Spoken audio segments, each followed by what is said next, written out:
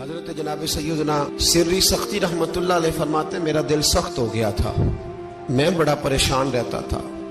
حضرت معروف کرخی رحمتullah علیہ کی بارگاہ میں کئی دفعہ عرض کی، میں نے کہا بابا میں اس کا کیا کروں، یہ سخت ہو گیا، مہینوں ہو گئے یہ اللہ کے خوف میں نہیں رویا، سالوں بیت گئے حضور کی نعت سن کے نہیں رویا، اب تو کتنا وقت گزر گیا ہے، اسے مدینے جانے کے لیے بھی رونا نہیں آتا،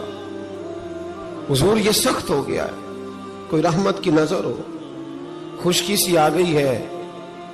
عجیب سی میل چڑھ گئی ہے۔ فرماتے کئی دفعہ میں نے خواہش کا اظہار کیا۔ ایک دن نا عید کا دن تھا تو حضرت معروف کرخی نے ایک چھوٹا سا بچہ انگلی کے ساتھ لگایا ہوا تھا، تو حضرت آ رہے تھے تو میں نے کہا حضور آپ کدھر سے آ رہے ہیں، یہ بچہ کون ہے؟ فرمانے لگے یتیم ہے۔ سارے بچے عید والے دن اخروٹ کے ساتھ کھیل رہے تھے، بیچارے کے پاس اخروٹ کوئی نہیں، تو حضور آپ کیا کریں گے؟ تو حضرت معروف کرخی کہنے لگے پیسے تو میرے پاس بھی کوئی نہیں اخروٹ خرید کے دینے کے، میں یہاں سے کھجوروں کی گٹھلیاں چنوں گا، وہ گٹھلیاں بازار میں بک جاتی ہیں، میں یہ گلیوں سے گٹھلیاں چنوں گا اور چن کے میں نے کہیں بیچوں گا،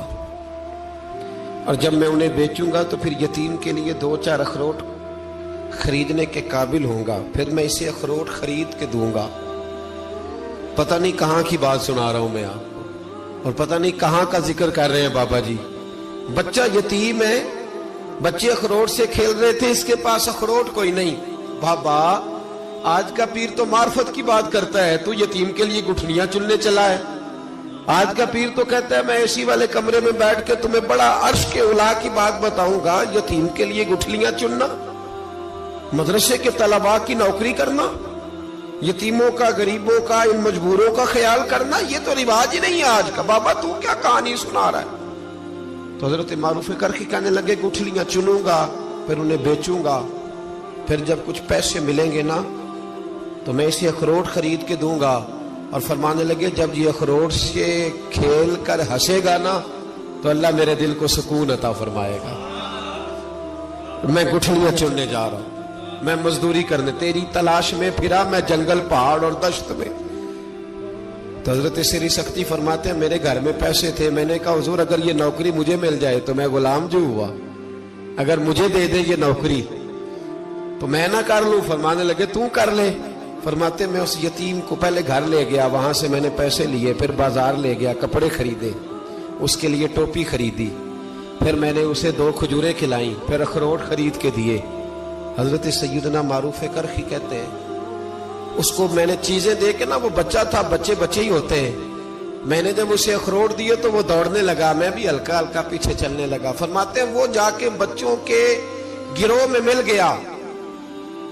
وہاں درجنوں 20 بچے کھیل رہے تھے، وہ مل گیا، وہ کھیلتا رہا۔ آپ فرماتے ہیں لوگوں اس دن میرے رب نے میرے دل کو اپنے قرب کی لذت بھی عطا کی، اور میرا دل تھا میرے سینے پر ساری رات، تھا میرے سینے میں میرا دل،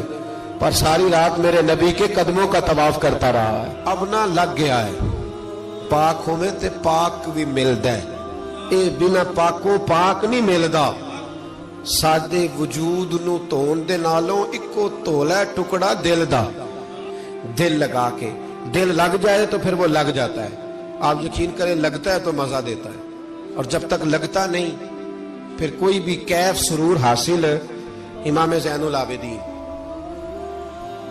رضی اللہ تعالیٰ عنہ مولا علی شیر خدا کے پوتے، امام حسین کے صاحبزادے، سیدہ پاک کی پیاری نسل، امام زین العابدین گھر میں نماز پڑھ رہے، ذرا غور کرنا بات پہ، گھر پہ نماز پڑھ رہے تھے، گھر میں آگ لگ گئی۔ جب آگ لگی ہے تو پھر شور بھی ہوتا ہے، کچھ لوگوں نے شور مچایا، آگ آگ آگ، دور دراز سے لوگ دوڑے، آپ کا ایک چھوٹا بچہ بھی پاس سویا ہوا ہے، آگ لگ گئی، شور ہو رہا، دور دراز سے لوگ پانی لے کے دوڑ رہے ہیں، آگ بجھائی جا رہی۔ امام صاحب نماز پڑھ رہے ہیں، حکم ہے کہ ایسی ایمرجنسی دیکھو تو نماز توڑ دو، پر اس کے لیے جو دیکھے ہی نہ، جسے سوجے ہی نہ ہو کیا رہا۔ امام زین العابدین پڑھتے رہے، نماز مکمل ہوئی تو آپ کی زوجہ کہنے لگی اللہ آپ پہ رحم کرے، گھر میں آگ لگ گئی تھی، سارا محلہ، سارا گاؤں، سارا شہر ٹوٹ پڑا، بچہ سویا ہوا تھا، آپ نے توجہ ہی نہیں کی۔ تو آپ فرمانے لگے ہلکی سی بن بناہٹ ہوئی تھی میرے کانوں میں، پر میں اللہ کی نماز پڑھ رہا تھا، پر میں اپنے رب کی،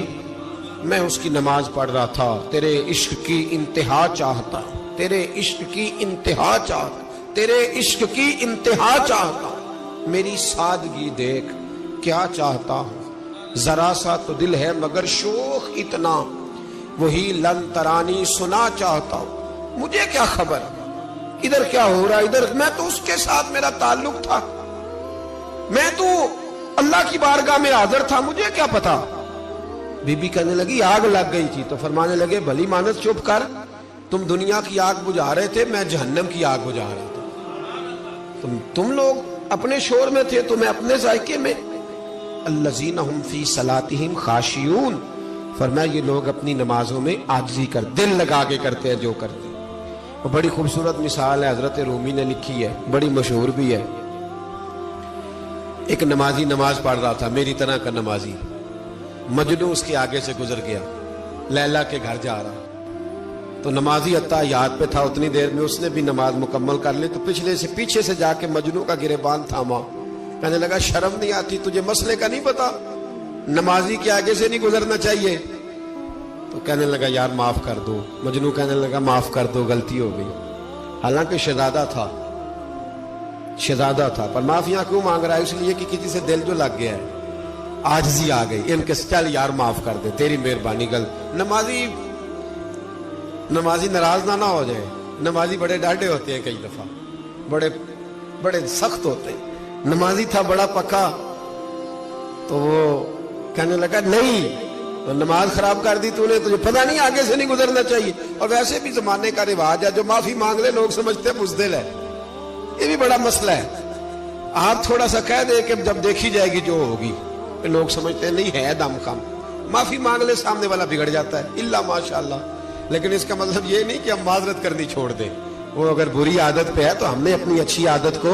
قائم رکھنا ہے۔ تو کہا جناب معاف کر دے، تو نمازی کہنے لگا نہیں تجھے عقل نہیں ہے، نمازی کے آگے سے نہیں گزرنا چاہیے۔ پھر مجنون نے بڑی بات کر دی،